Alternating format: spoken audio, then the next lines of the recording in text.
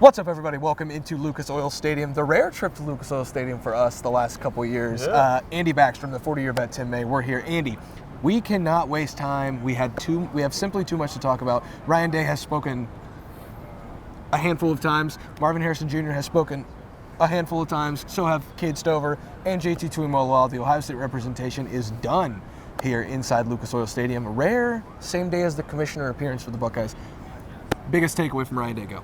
I would say the flexibility to some of the management with the personnel, so starting with quarterback, opening up the possibility of potentially playing two quarterbacks this season, which at times before we speculated would that happen, given some of the past history with this program, but he didn't shut the door on that when he was asked about it, so that's something that's interesting. And then for the offensive line, he said there's probably going to be moving pieces around the first couple weeks of the season, so the 5 that we see set by week 1 might not be the 5 we see at Notre Dame in week 4.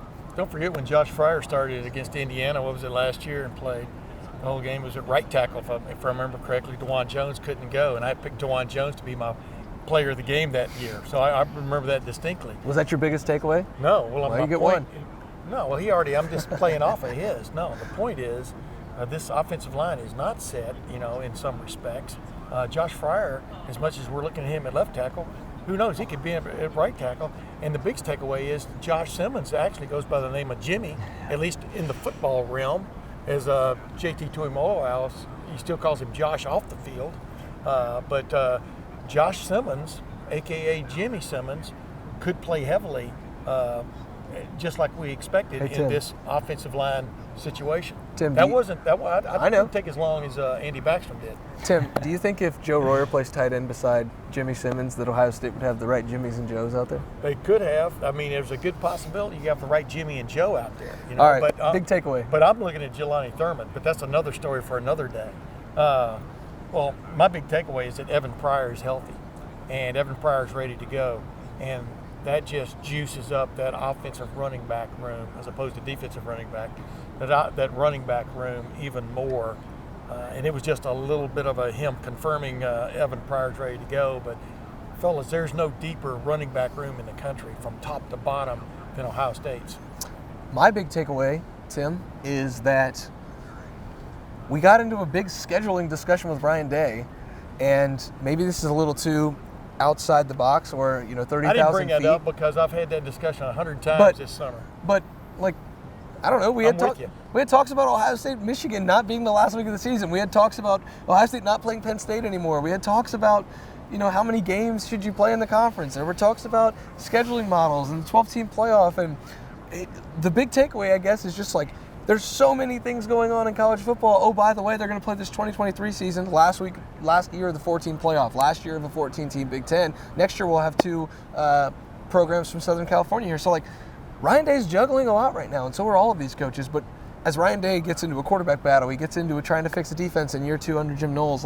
There's so many things happening. Should Michigan be the last game of the regular season based on what's coming in 2024, as we've talked about before and I've brought up? I mean, there's a possibility, young fellas, that Ohio State and Michigan could play 3 straight games in 2024 or 2025. They could play the regular season finale followed by the Big Ten championship game, and if lo and behold, one is number 6 and one is number 11 in those final rankings, I mean they're gonna take the top 4 conference champions in that in the college football playoff. They're going to get the bye. But if you're 5 or 6, you have to play a first round game. I mean, I keep going back to this. The game is going to be diminished by what is coming from the standpoint. It will be in history down the line, because there's a chance you could play 2 games in a row. And what's more important, the regular season finale or the Big Ten championship game?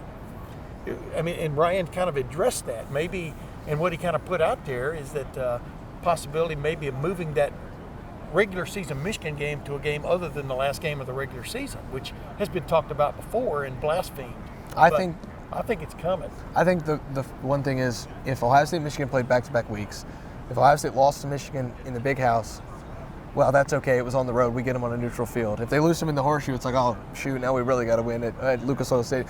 Anyway, that is that's what I'm saying. Which one is more important? Well, it doesn't matter. If going into that last game of the regular season, they're both in, as Brian brought up, they're both in the championship game. The championship game is suddenly the more important of the 2 games.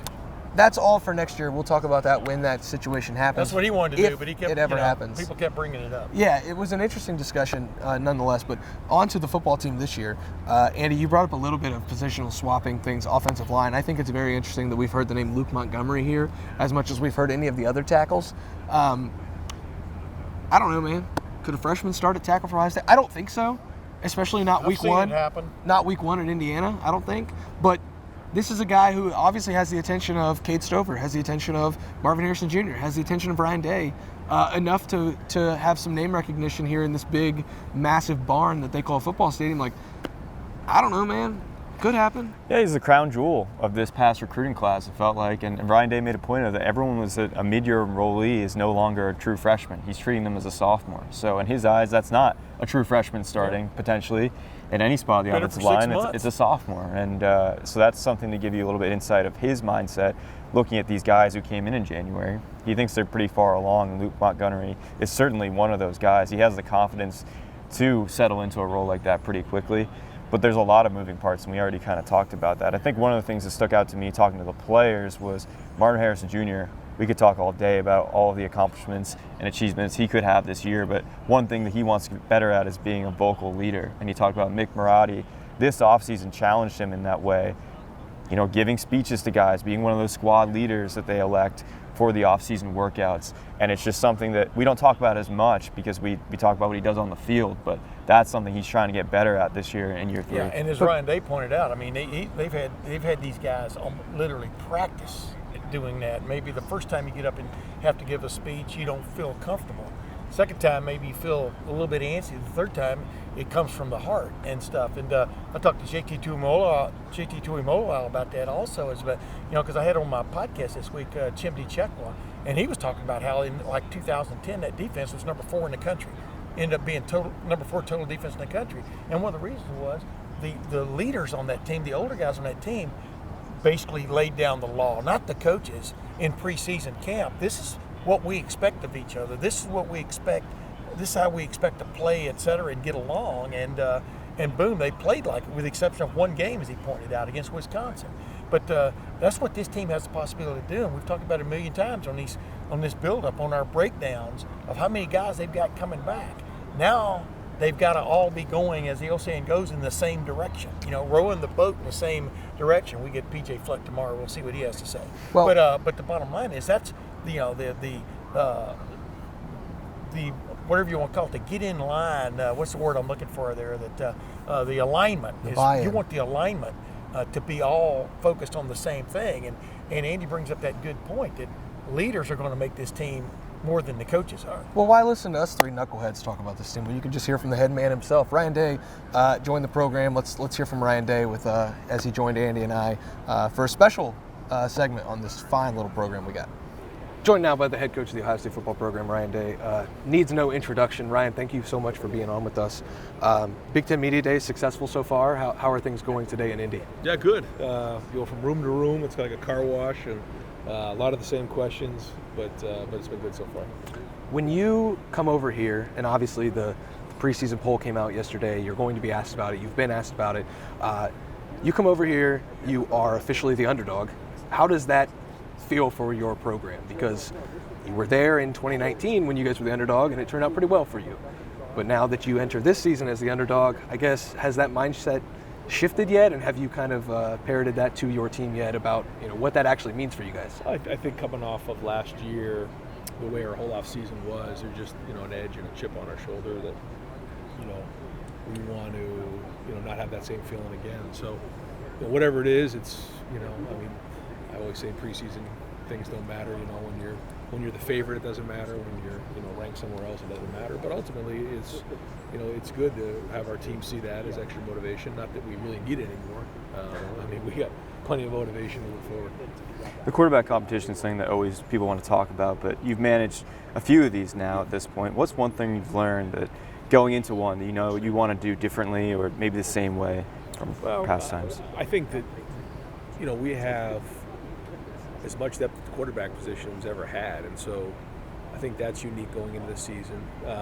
We'd like to have somebody emerge in the next couple of weeks, that we can name a starter. If that doesn't happen, then we'll have to, figure it out from there. But the good news is that room has got to win for us. That room, and whoever emerges. I don't know how it's all going to shake. I know that it'll kind of develop as the season goes on in terms of, let's say someone gets named, in a week from now. Their play in week one will affect, just like CJ's did. You think about even the beginning of those first couple games. He played those first couple games, and he had the shoulder. He went down, then he went back. There's just this journey along the way, and so we'll try to do the best we can based on the experience we've had to try to identify what's going to be best for the program. I think in 2020, the headlines were that Justin was your first returning starter that you had ever had. In 2022, you got another slice of that, little slice of heaven, where you get to work with a guy for a second year. You get Kyle in his third year now, but hasn't played a lot, and you get Devin in his second year. Does it feel a little more not new starter? You know what I'm trying to say? Like, yes. Does it feel a little bit more like you don't have a new starter since these guys have now been in your program? They've been in the offense. They know what the terminology is. I think the difference is that these guys have been in the system for a couple of years. Kyle now for 3 years. And so you don't have to teach them like our language. You don't have to teach them the day one stuff. You don't have to teach them how we check things, how we do things. But what you don't know is how they're going to play when they get on the field. That's the tricky part of this. But I guess the good news is, I've been saying this before, they need to make the routine plays routinely. They don't need to play extraordinary early on. They need to take care of the football, compete, be tough, be leaders, get the team into the end zone, and then see where it goes from there. You don't need to come in and all of a sudden start doing crazy, extraordinary things. Don't do that. Just be smart, play fundamental football. We have an experienced defense coming back, a lot of skill around us.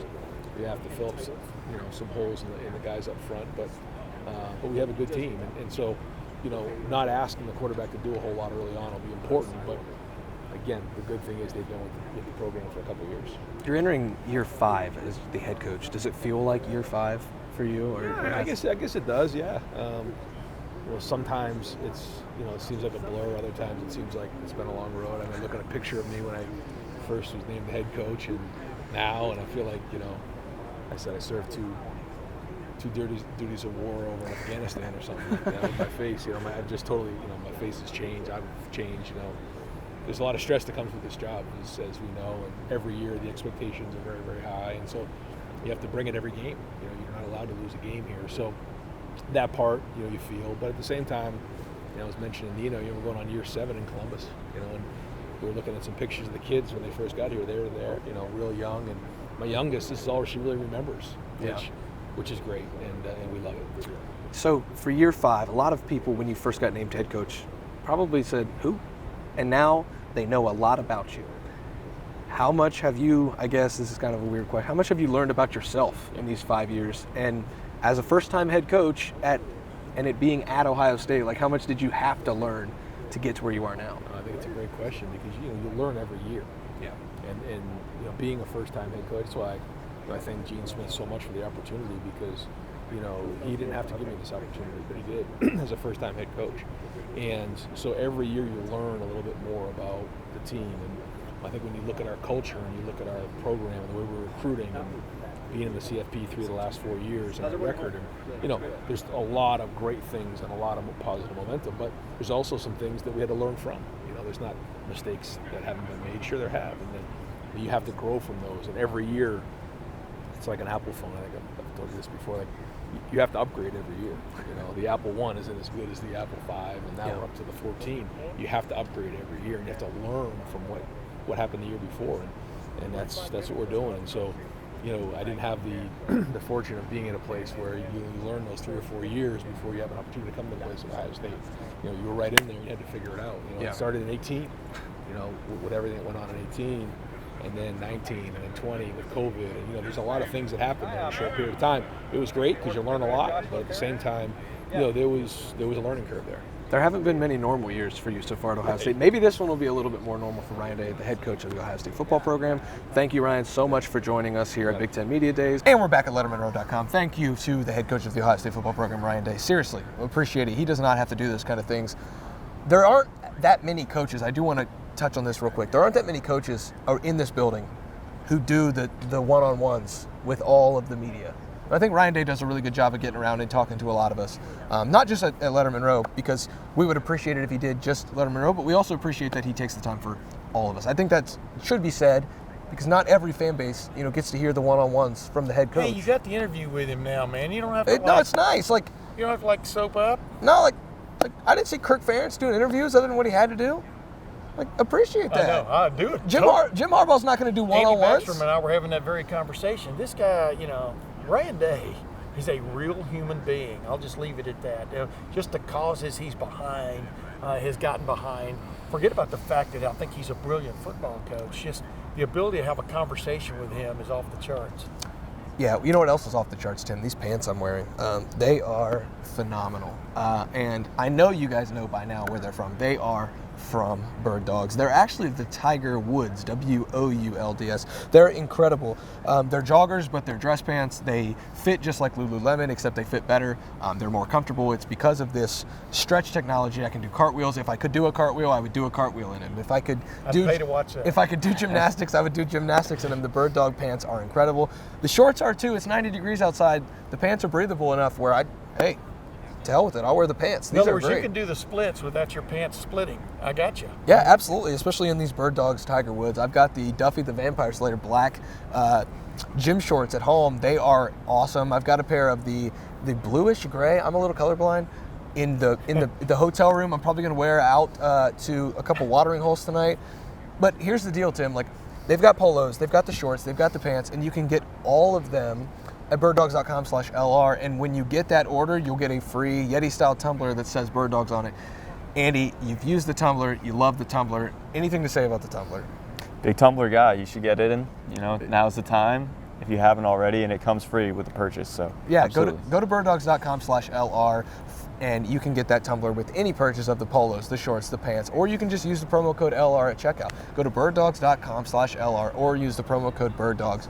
Use the promo code LR at checkout at birddogs.com if you want to get a pair of these pants that I'm in. I almost said get in these pants. I don't think I should say that. No. Back to the football. Where are my pants? I want some of those golf pants. Go ahead. As we transition from the Bird Dogs back into Ohio State football, Ryan Day, you kind of sense the genuineness from being here. Like, a lot of times, you see Ryan Day in front of like 30 of us. It's like, oh, okay, he's kind of a human being. Some of these coaches aren't. You get here, though, there's a few hundred people in here, and Ryan's answering questions. He's doing those kind of things. And so are the players. I think that's where I was going with this. Like, you expect it from a coach. He's the representative from the entire football program. But, like, bring three impressive guys over here to do all these media obligations. They don't want to do them. They're not fooling anybody. They don't want to spend their entire day over here talking to, three guys in polos or dress shirts. It's like, but they do it, and they represent Ohio State pretty well. I think all of the players here do a good job of talking for the Big Ten. Learned a lot about this team through the players. Defensive side, JT Tuimoloau. Offensive side, Marvin Harrison Jr., Cade Stover. Just a lot to learn about these Buckeyes today. From the players, Andy, just like, what did you take away from those guys? Yeah, a few favorite moments I had talking to JT. You mentioned, when he got in here, he took a picture of this place, and he sent it to his mom and dad and gave them a call and kind of showed them around a little bit. And he said, I don't like being around the cameras, but this is pretty cool. This is a dream come true to be here. And Cade Stover said, I don't really like being here, but he had a good time too. And, he made people laugh. He had a comment about NIL that he was asked, how much money are you making from NIL? He's like, I don't really know, but I wish it all came in tractors. So, he had a good time joking around. And of course, Marvin Harrison Jr., Tim mentioned to me earlier, it's pretty cool. He's in this building where his father played, became a Pro Football Hall of Famer. And right up above us here, you have him in the rafters of Marvin Harrison Sr. And there's some pretty cool photos of Marvin Harrison Jr. speaking right below that. So just a lot of cool moments here today. Yeah, his dad played, I think he only played one season in this actual building in 2008, his last year with the Colts, I do believe. But before that, of course, the old bubble was right next door over here, and the Hoosier Dome. And it's just kind of cool to see a young man come full circle a little bit, because he was here as a little kid when he was like 5 and 6, and when his dad's jersey, or when his name got put up on the Ring of Honor here. And just think about that, man. That's, and now in a lot of people's minds, he has a chance to surpass his father. I mean, he's a bigger, as I've been saying about him ever since he showed up, he's a bigger, faster, maybe stronger, and who knows, more savvy. I guess we'll see that down the road, version of his dad. And that's saying a lot when your dad is in the Pro Football Hall of Fame. But then past that, I mean, JT Tuimoloau. I mean, just we talked a while ago about the leadership he's exuding and stuff. But every time you talk to these defensive guys this year, and especially since spring, you just gotten a sense that they feel like they're on to something. Yeah. They know they put it. They know they took a lot of hard licks last year in tough games, in tough situations. But at times they were brilliant. Now is the word, as Jim knows, the word he used way back in May about it, they've got to find consistency. Or early June, they got to find consistency this year. That's what was lacking. And you just get the sense from Ryan Day that he thinks his defense is going to be pretty good too. Got to keep the lid on the defense. Got to keep somebody from going 50 on you or 80 on you. But that's the gist I get from talking to JT Tuimoloau, is a confidence that they're going to be much better. JT Tuimoloau was interesting because as he continued to be peppered with Penn State questions, obviously, an all-time great performance. I think you called it the greatest defensive performance you've ever seen. Other people called it that. And that was in your 39 years of coverage. Now you're 40 of your coverage, Tim. Yeah. And you've described it as such. I just went ahead. Chase Young a close second against Wisconsin. I just went ahead and asked him the other side of that question of you statistically did something that no one else can ever do. Very few players have ever done what you've ever done. I don't know if you'll ever do it again. So how do you set reasonable expectations for yourself, knowing that the highlight of your career might actually be behind you, because that game can't be repeated? And he's like, no, I like to dream big. If you're not dreaming big enough, then why are you dreaming at all? So he just kind of brushed it off. It's yeah, I think I could do it again. Yeah, and I asked him if he dreams about that or daydreams about that occasionally, flashbacks, and basically the same thing. It's motivation to know that you can play that way on occasion. Yeah, it's crazy to me that the ceiling for JT Tuimoloau, as a former 5-star guy who picked the Buckeyes late, that whole saga completely chronicled in the Lettermen Row archives, and now you think about him as a potential All-American, a potential first-round draft pick, and everything that he could accomplish. I think that was on display here. He's a really confident guy, and I'm not going to put anything past him, because maybe the Chase Young sack record I'll put past him. I think that's pretty secure. I think JT Tuimoloau is set for a pretty special season. He seemed pretty locked in today, knowing what needs to be done for him this year. Yeah, I asked him, are you a 10 sacks guy? Or how many TFLs do you need? He's like, if you chase the numbers, you lose your purpose. And so that was his big message, I feel like. And in going into this year, he described the offseason as dirty, but in a good way. It's been fast. That was interesting. It's been physical. It's been fun.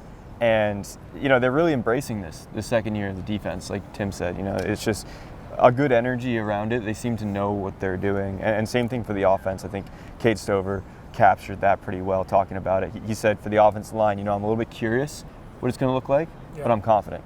And I think that's kind of this aura of the team. They've got a lot of veterans back. And yes, there's a few holes, but they're confident those holes will be filled. Curious but confident. Curious but confident. Now that they can be consistent.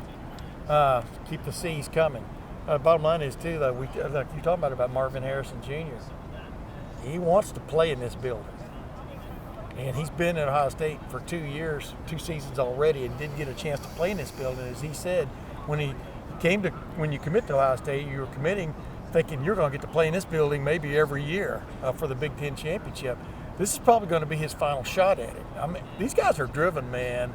You get that sense, and they ought to be driven based on the way the regular season ended for them the last 2 years. And I think they've gotten the message. Ryan Day has basically said, that they've been pretty stuck in high gear since last year ended. And knowing what was right there in front of this team in 2022, and they didn't get it done, most of those guys are back, which I think bodes well for Ohio State. Yeah. Ohio State, in the books, Big Ten Media Days 2023. We're not done, though. Lettermen Row will be here tomorrow to capture all 7 coaches that will speak tomorrow, including Mr. 4-game suspension himself. We're going to hear from Jim Harbaugh tomorrow. That should be an absolute treat. I'm going to have a cheeseburger tonight. He's going to have a lot to answer for, but he's also going to have probably not a lot to say, because he is Jim Harbaugh, and he is just a wacky individual. Lettermen Row will be on site in Indianapolis for day 2 of Big Ten Media Days tomorrow. For now, the Buckeyes, put a pin in it. They're done. Big Ten Media Days. They can fly back to Columbus, get back to work. Wolverines tomorrow, a few other programs, maybe of note. Not too much intrigue other than Jim Harbaugh, but we'll be here to chronicle it all at the 40-year event Tim May. That's Andy Backstrom. I'm Spencer Holbrook. Again, special thank you to Ryan Day for joining the show. We will see you back in this very building tomorrow for day 2 recap of Big Ten Media Days from Lucas Oil Stadium. For now, we'll see you tomorrow.